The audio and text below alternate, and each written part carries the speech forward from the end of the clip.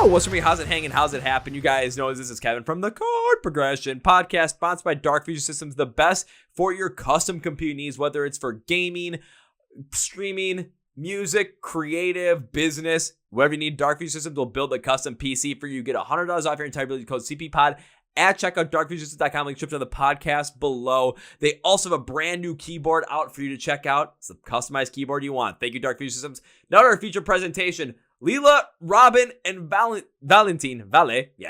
from Venues, join the Chord Progression Podcast. Lela and Robin, I believe, for the third time, and Vale for the first time. The brand new album Transience comes out on March 29th, and we dive into it. How they decided to go with a more modern metal sound, why it fits perfectly for them, why the song Coming Home is so emotionally powerful, and the piano idea. There's a piano idea that comes up. I'm doing it, or trying to at least. You guys ready? Let's go! Yeah. Well, ladies and gentlemen, boys and girls, listeners of the Chord Progression Podcast, we have this beautiful German band right here that's releasing their third album on May 29th. And the best part about it is this is their third time on the podcast. So it seems like every time there's a release, we just do this, and it's going to be a blast every step of the way. And I cannot wait for this one. The new album Transience is coming out on March 29th. You're not going to want to miss out on it. If you love that metalcore, post-hardcore, modern metal mix flow with just some beautiful vocals from all different ranges, all different styles. So please welcome Lela, Robin, and Vale from the band Venues to the podcast. So all three of you, welcome or welcome back. Hey, thank you so much. Oh, you're very welcome. It is a blast to see all of you. It's been a little bit. So how has life been going for you guys? How's life been going for the band since the release of Solace back in 2021? Because I got to say, it's been a little bit. Yeah, totally. Oh, yes. I mean, we've been on the road a lot. I think after Solace, we really started playing 4 tours, I think. Yeah. I think the first tour was a big one with the German band Emil Bulls, and after that we had a tour with Blind Channel. Not sure if you know them over in the US, but I think so. Oh, I interviewed them right before they released Exit Emotion back in February, so I'm well aware of Blind Channel. Nice. Then by the end of last year, we supported Future Palace on their tour, which was also awesome. And yeah, now we recently finished a tour with the big Japanese band Coltrane. So yeah, that's basically what happened on the live. And a lot of festivals. A lot of festivals, of course. We played The big ones. The big ones. Wacken, first time in our band career, which was a pretty big step for us. Yeah. And of course, we started writing basically right after Solace released, so we've been on and off in the studio basically since Solace was out, and we're working on new stuff. And this has been like we've been drip feeding the fans basically the whole album through singles, and now it's out. Yeah, because you guys have done about half of the album so far as singles. Let me just make sure I can look at it. Yeah, it was about 5 songs so far as singles, 5 left to go. Of course, in the world we live in today where streaming is such a prominent thing, the algorithm's trying to stay relevant. Of course, we're seeing more and more bands focus on singles and dropping more singles from albums. Of course, makes sense given the sign of the times.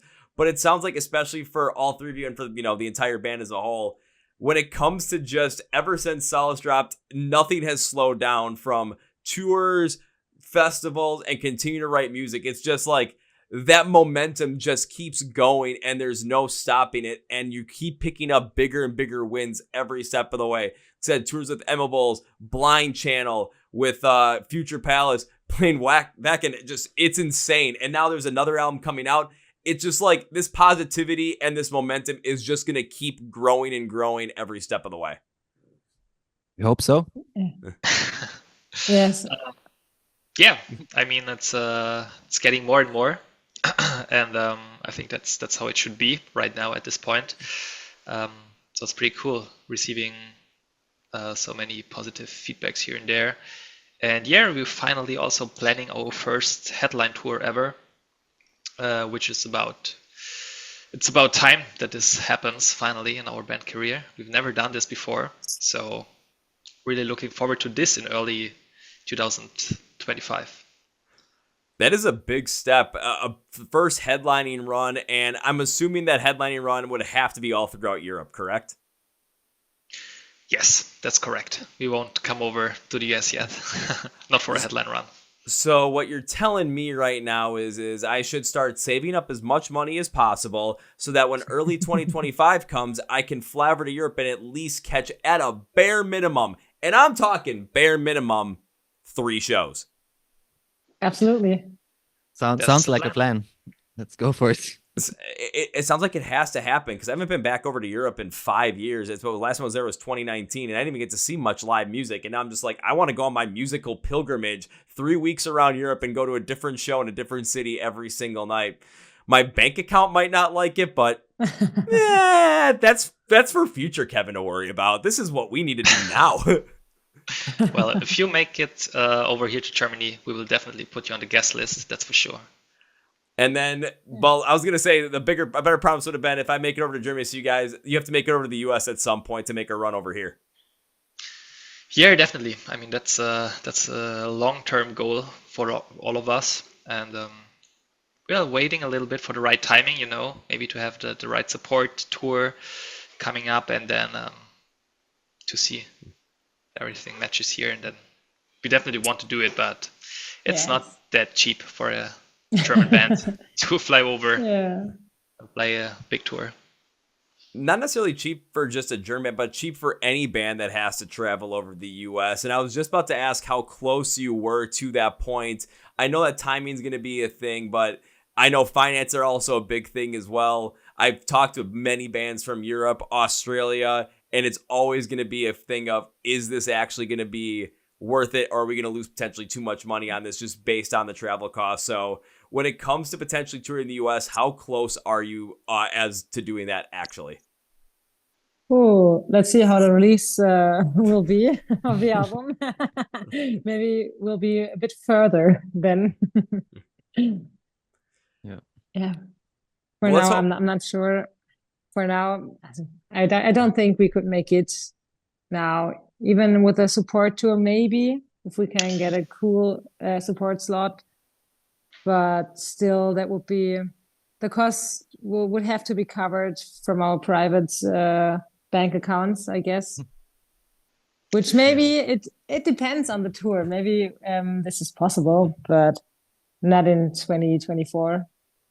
Yeah, it's a thing of opportunities. I think if we get one, we will definitely catch it, because as Robin said, it's for sure a dream to fly over, not just to play music, but just to be there. We've never been to America, so it would be a exciting time nonetheless. So but as we said, it's just a opportunity thing, and we have to look out for the right time. And that's totally understandable. You're playing it to the point where you have to take a look at everything that's involved with it, not only with the wants and the dreams to do it, but is this going to work out? Is the cost going to be there? Is the proper situation for venues to go over the US and play going to be there? Are you going to get the right support slot, potentially play a festival or two, because that can always add to the mix as well, which again, for all of these, I am hoping that it happens. I am hoping that the release of Transience really takes off so that this can happen sooner rather than later. However, we won't know about that until the release actually happens, but I'm still hoping for it at some point in time, just given the fact that the amount of bands I've had in the podcast, the amount of bands I've talked to from like the beginning of it and continue over the past 5 years, with venues being one of them, I'm always waiting for that moment of when are these bands going to potentially come over to the US and break through over here at the same time? And then when can I go see them live so I can actually show the support that they absolutely deserve? So I'm always waiting for that moment, but also got to keep that in mind. But it seems like, again, every time that there's a new tour, every time there's a new announcement from venues, that moment gets closer and closer because the momentum continues in the positive. Yeah. We hope so, and we try. Well, let's keep that positive momentum going and jump right into Transience, the brand new album, because it does come out on March 29th. And you said you guys have drip fed a couple of singles, people about half the album out. There's still half to go, but that half to go, I'm going to be curious to see what people say about it, because again, it's brand new, not sure what's going out there. So when it came to writing this record, when it came to making it, What was the overall idea behind it and the overall inspiration behind it, from not only from a vocal standpoint, but from an instrumental standpoint as well? Well, first of all, there's even more than half of the album already released. Did I miss a we song? have we have 7 singles out at the moment, and there will be one more as a focus track.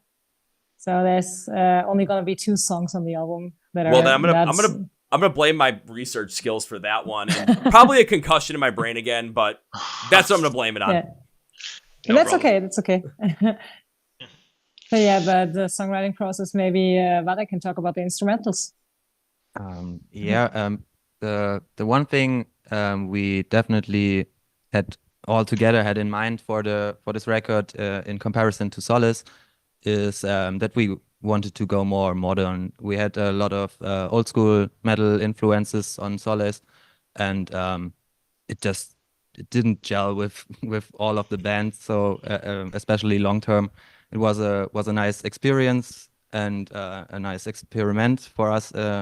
But I think we are more at home in the modern metal scene, and that was the one thing. But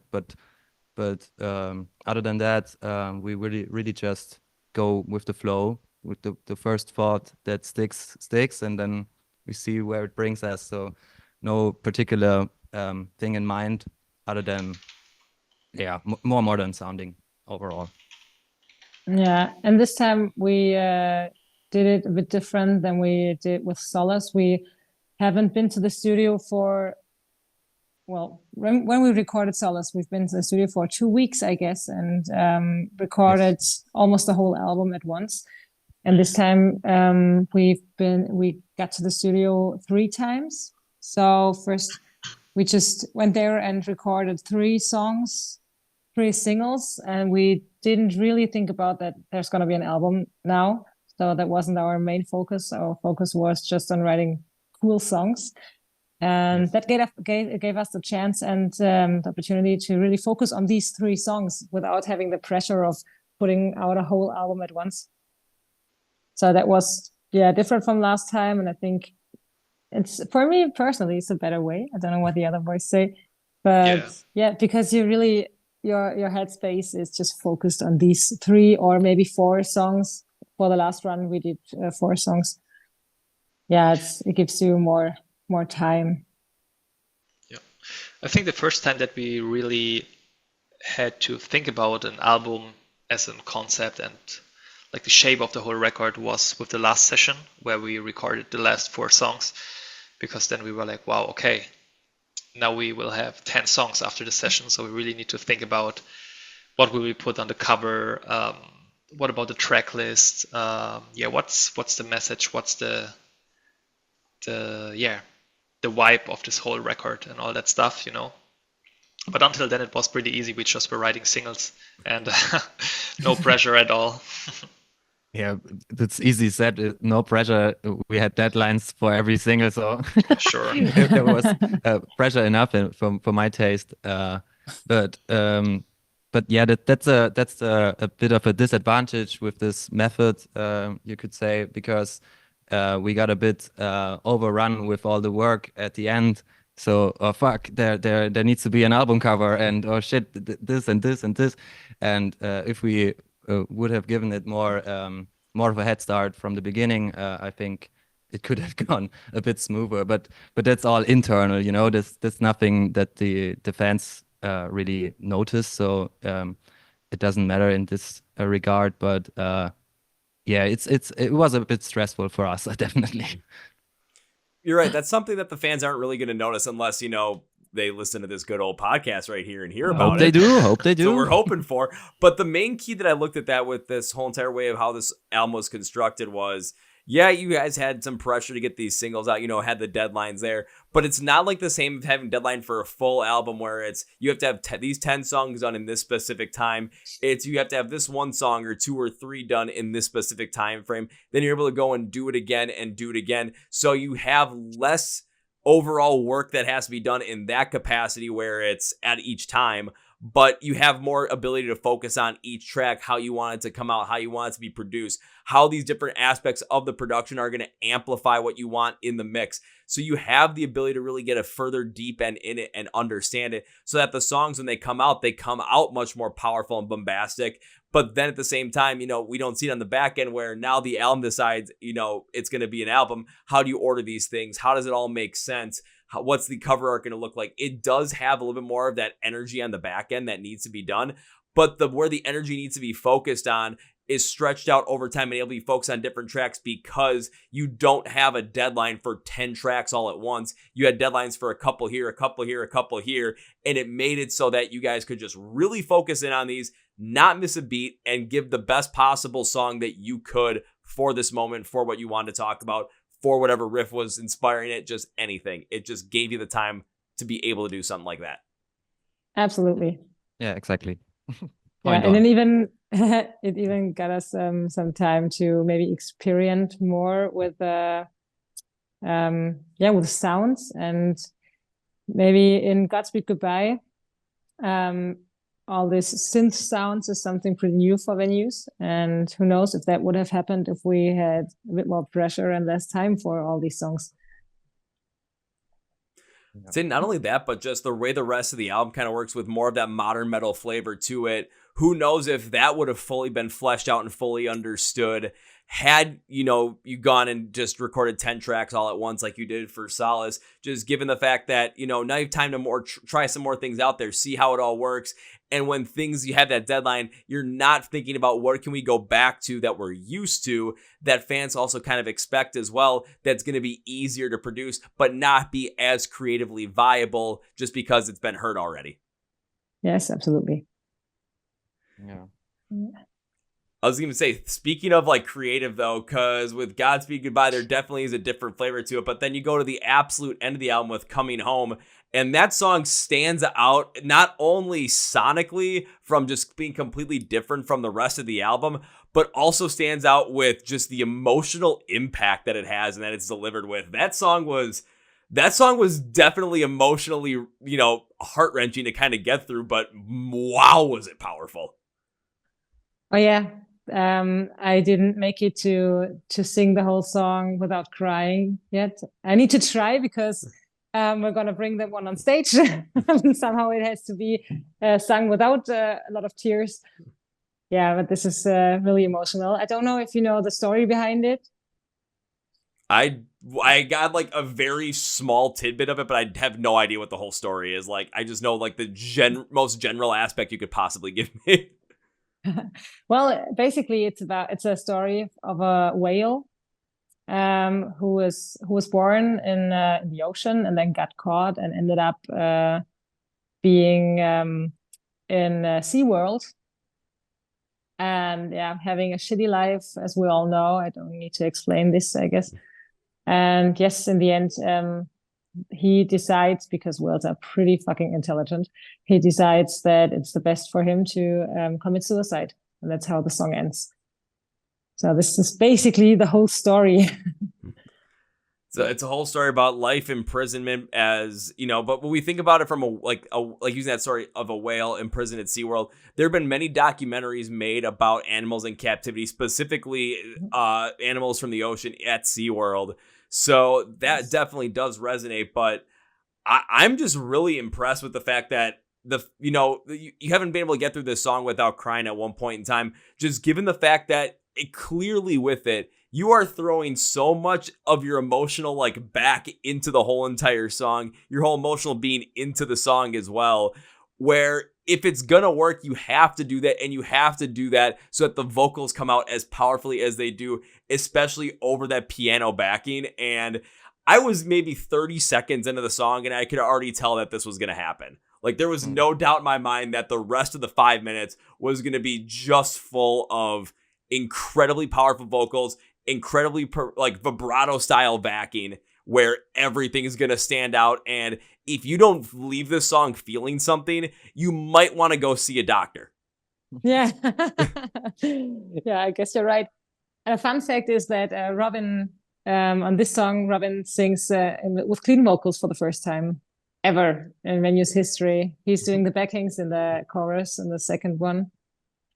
That was and your if you first know, time? then you can hear it. I was not expecting that to be your first. Robin, what was that like to actually doing clean vocals for, once? Yeah, actually, I practiced a lot to someday do it, and yeah, we finally had a chance to have a song where it fits, and I was pretty nervous before hitting the vocal booth because all of the rest of the band were listening and monitoring everything, and yeah, but I just did it, and it was fun. And I think the rest of the band was pretty happy with the result. I think even our drummer had a small tear in his eyes going down. He was touched by my voice. Yeah, you fucking nailed it. For sure. I was crying the whole recording session as well. I couldn't be in the room for the. It was, and Lela was after Lela was like, I'm sorry, but I'm also kind of happy that you're crying. So I know it works.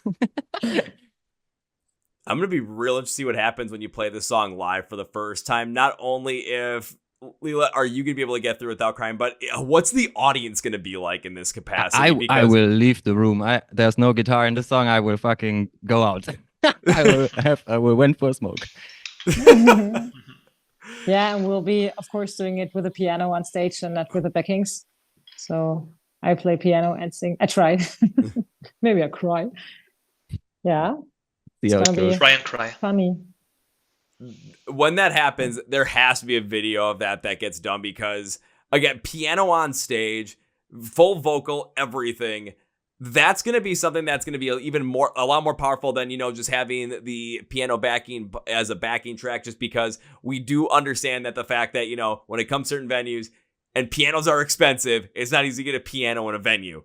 But if you're able to pull it off, that's got to be something that's got to be seen by as many people as possible. And I think that would be something where you have that moment, put it out online just to see what people are going to say about it.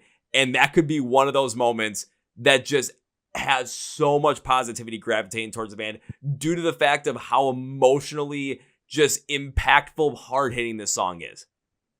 I mean, we will use a keyboard. It's not a real piano. Like there's not 10 people like coming in with like carrying straps carrying it. That's not a thing of possibility, sadly. But maybe it's a light. Yeah. Just a keyboard thing. But yeah, you do what you can do to make the show as impactful as possible. So yeah, what we can play live, we definitely will. Is there a way we can rent a piano and I can just send some money over so you can wheel a full piano in instead? Definitely, there's some way, but you don't have to do this. This will be expensive. See, you're saying that now, but I saw Robin just going, this might actually work now. No, all good. With the financial backing, it's all good. With the financial backing of the Chord Progression Podcast, we're bringing a real-life piano in here. No keyboard, nothing. Actual baby grand piano. And us now here.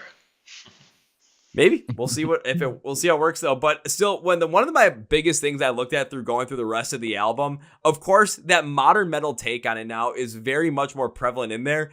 And just given the construction of the band, I think that's really where I can see venues continue to go and continuing to experiment even further off of that. And a lot of that not only has to do with, how the instrumental backing is done and how everything flows together, but specifically how that massive contrast between Robin's uncleans and Lela's cleans and how that massively is able to be pulled out with the modern metal sound. And you see it all the time throughout this whole entire album. So I think especially going forward, there's definitely something here that's going to continue to be expanded on and be seen even more powerfully than any of the previous stuff based on how that modern metal take amplifies that contrasting vocal to even greater heights. Yeah, thank you. We feel really happy with where we are as a band right now. I think it's really harmonic and it's as I said, the songwriting was really free flowing, and there was really no discussion at all just like I don't like this as much, but it's fine if you like it. And it was it was really lovely overall. So we don't had any trouble with coming up with anything. Basically, of course, there's some ups and downs with every piece of media. I think with every bit of creative work, there's always some trouble. But in comparison to basically everything music I've ever did, it was super smooth. Yeah, I think in general the whole songwriting and everything came pretty naturally. All the songs, our main songwriters Valentine and also our live bass player Dennis presented us the songs, and Lela, me and Dennis, like our drummer Dennis, we were always like, wow, sounds pretty cool. Let's make it a song. And yeah, that's how we created these 10 songs more or less. And for me personally, I think Transience is also the album where I think where we sound, or it's the closest version of us sounding like we want to sound that we've done so far. Yeah, I guess so too. Oh, go ahead. I'm sorry. I just want to say I'm going with Robin, absolutely. When I joined Venues and when I thought about what this band is gonna sound like in a few years, I think I would have said it is pretty similar to what Transient sounds like. Yeah. I think that also brings forward a lot of different positivity, not only for what Transience is and what the fans are going to take it as, but also for the future of Venues as well. Because if this is what you're saying is the closest to what you guys think the band is going to sound like, that means that there is still room to discover. There's still room to grow. There is still room to try as many new things as possible. And with the writing style that you went with, a couple of singles compiled to a full album, it does give you more time to experiment, to try different things, to potentially add something in there that you might not expect, but it gives you the freedom to try and see what happens. Because if you put something in there that might just sound absolutely over the top crazy and it doesn't work, well, now you know, and you tried it. But if it does work, that could be one of the craziest things you could possibly imagine, and then people will listen to it and wonder, how is this actually possible? How does this work? How have we slept on this band for so long, but we're not going to sleep on them anymore because this is too good to pass up? Yeah, that would be the best case, of course. Best case scenario. Exactly. Yes. Yeah, let's see. We're gonna continue trying to develop new styles and sounds, maybe. Well, now I've got a quick question for all three of you, because this might be a little bit of a tough one based on the fact that it is going to feel like you're probably picking your favorite child, but it is something I love to see, just to see where everyone's head's at. So out of the whole track listing for Transience, for all three of you, what song is it that just stands out to you the most as potentially your favorite? Or think of it this way, what song do you want to make sure the fans check out on the full run through of this album without a shred of a doubt? All right, maybe I start. I think for me, my personal favorite track on this record is, I would say, Godspeed Goodbye, because it really captures the feeling that I have while being on tour and being on the road for so long, being busy all the time with band stuff and all of that. And especially the chorus really, I don't know, really hits my heart in a way, like with a melancholic note. So I love this one. For me, it's Unspoken Words. I think it's the most personal song for me in general. I think it's the most Vale Venue song there is. I think this is hard, because Unspoken Words is now my favorite song to perform live so far. We played that a few times on the tour with Cold Rain, and even before, I guess, on a festival or something. And at first I didn't like it because it's so high and it's pretty difficult to sing. But now that I can do it and that I'm used to it a bit, I really like it. But of the whole album, I would maybe pick the Coming Home, because it's so personal and so emotional. And it's the first song that I ever wrote for venues on the piano. So this is like a milestone, maybe. I'm pretty proud of that one. Milestone that might be, see more stuff in there in the future. However, I do have to say, I love the fact that there are 3 completely different songs from all 3 of you and why you love them, why they're so good. And for me, if I had to pick one, I wouldn't even go with any of the 3 that you picked with for my personal favorite. My personal favorite on this whole entire album was Oblivion. But again, I like something that's a little bit faster paced, a little bit more heavy hitting. And this one was without a doubt my favorite, and I thought was the best on the album for my taste. It just gave me everything I possibly could have wanted from venues, from more of a modern metal style. But at the same time, the absolute power on the vocal mix stood out beyond belief. And I couldn't get enough of that one. Listening through it today while I was working before doing this, I was like, okay, let's run through the whole album. Ran through the whole thing. Right when I got done with Coming Home at the end, I'm like, I could go back to Oblivion again because I just can't stop. Oh, that's so nice. Well, Oblivion was my absolute favorite when it came out. That was before Unspoken Words and Coming Home were created. So, yeah. It's lots of fun to play live. We start with that at the time. So at our set list, this is the first song, and I made a little intro for it, and it works really well. Yeah. I mean, that's gotta happen, especially just the fact that it starts out just with a fantastic intro, fantastic just riff that just gets you right into it. But at the exact same time, if you want energy going into the show, if you want to get the crowd amped up into it and have their attention brought forward, Oblivion's a great track to open up with. I mean, from my standpoint, I'm thinking right when it opens up, my first thought is, I gotta get in this pit. I gotta hit somebody for fun. That's the intent. to put it at first. And that's what I'm hoping for, not only when you guys go out and do the headlining shows, but also in 2025, but also the album release show for 2024. And whatever festivals end up picking venues up, they're going to be in for one hell of a time, because just this way this album hits, the way it goes, any festival that comes around that wants venues, what I've got a feeling is going to happen is people are going to check it out. People are going to enjoy it. People are going to come. But then when you start playing, that's when the crowd's going to start attracting even more, because they're going to wonder, what the heck is that sound? Why is this so good? Why am I already walking to this like closer to the stage? Why am I not stopping myself? Oh, it's because I'm enjoying this and I do not want to miss out on this. So let's just let my subconscious take over and start enjoying venues if I haven't heard them already. You're so kind. Nice. Thank you. Yeah. I mean, I know actually, I would say I would do that, but I already know you guys, so I would just do it naturally. Yeah, I think actually we, if we play some festivals where we've never played before, usually we get good feedback. A lot of people never heard about us coming to the merch table and tell us that they, never heard a word about us, but actually really enjoyed what they just heard and experienced. So yeah, hopefully we continue like that.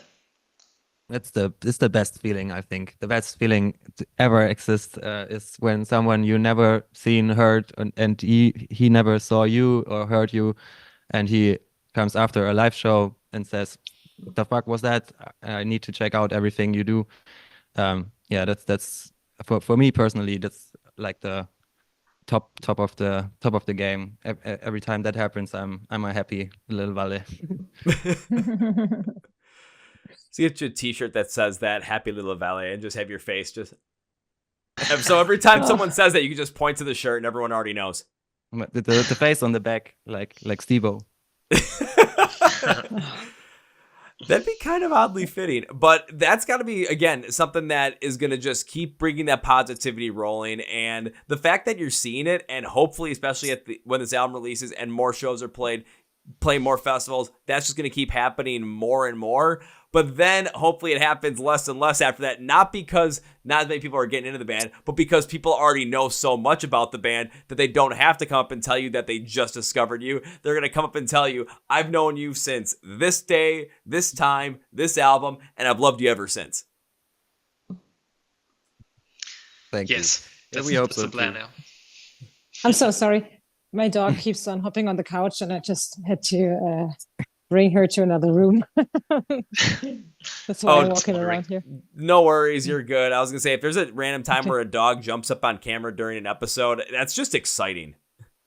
Yes, but he jumps up on the couch and that's on the camera. That's a problem. He's not allowed to. Yeah. Okay, but I'm back now. The dog's in the bed. Say fair enough. So outside of just the album release show that you have for Transient to come out, what other shows are planned for 2024, tour-wise and festivals? Because I want to get, if we're talking about festivals, getting more people to go and check you guys out, we got to know, where's that going to happen?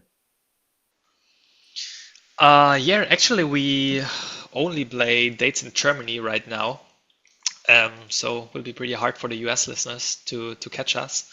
But yeah, we have one show abroad actually already fixed, but it's not announced yet.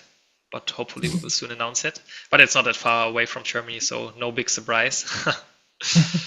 But yeah, we will play a few of smaller festivals like Brick Mosh, Heavy Days Festival, Most Meadow Festival, Free for All Festival.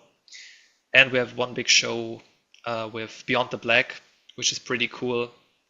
So we are like main support for them at the very big festival open air, but they are the only band that's playing there, and of course we. And we are playing 2 conventions this year, which is also the first time for us.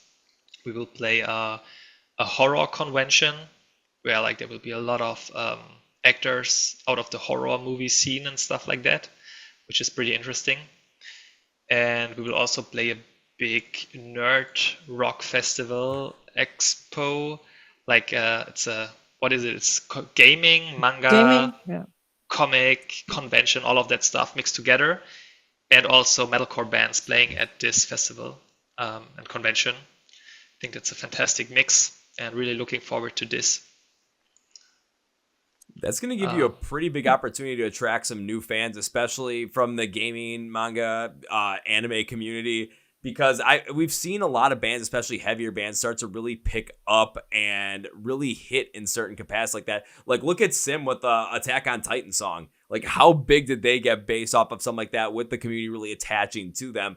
So that could very well happen. They just attach to the overall modern metal sound that Venues has, especially on Transient, and just really get into it further. It just shows that, again, even though the shows are mostly in Europe, mostly in Germany, at the same time as well, some, that are outside that can't be spoken about yet because they're not fully announced yet, but just keep watching for them. It just shows that there's so much more ability for people to get into Venues now in 2024 from all different walks of life. And if you're in the US like me, of course, we're still going to have to listen to, the streams, listen to everything we can on Venues. But if you've got, some cash and some time around you, and you want to go and do something absolutely crazy that you're never going to forget for the rest of your life, that you won't regret for the rest of your life either, hop on a plane to Germany and go see Venues. Shit, I should do that. You should do that. You'd be very welcome here. Yeah. Can get a spot on the guest list, of course, and just tell get us. A shirt for free.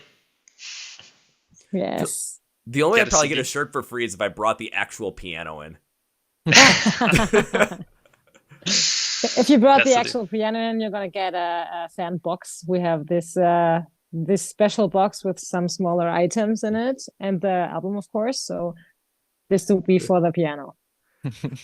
Yeah, it'll be somewhere everything seems like it's going okay. All of a sudden you just start hearing just like massive thuds getting louder and louder and closer. It's like, okay, either there's a big gigantic human walking upstairs and struggling, or Kevin actually came through with a freaking piano. Well, shoot, you know what? Maybe we'll go. If I can't do it, maybe we'll go a different route. Maybe I'll have to start like a GoFundMe or something, and literally just say, "Get Venues a piano on stage." I don't know how well it would go, but you know what? Maybe we'll find some people, and the next thing you know, we have enough money for a piano, or we invest it and get enough money for a piano out of nowhere. I'm kind of sold on the piano thing right now a little bit. If you haven't been able to tell. We noticed you want the piano. Oh, and we have to inform our technician, our front of house guy, because if there's a small chance. If he gets a surprise, he will explode. He's not the man for surprises. That's true. I was gonna say, if that's the case, then if I actually pull that off, I feel like you'd be very happy, but your front of house guy would probably look at me with the biggest, like, mean look side eye possible. If I can't believe I have to figure out how to work a piano now. Yeah. Last minute, because this guy decided to show up with one for some reason.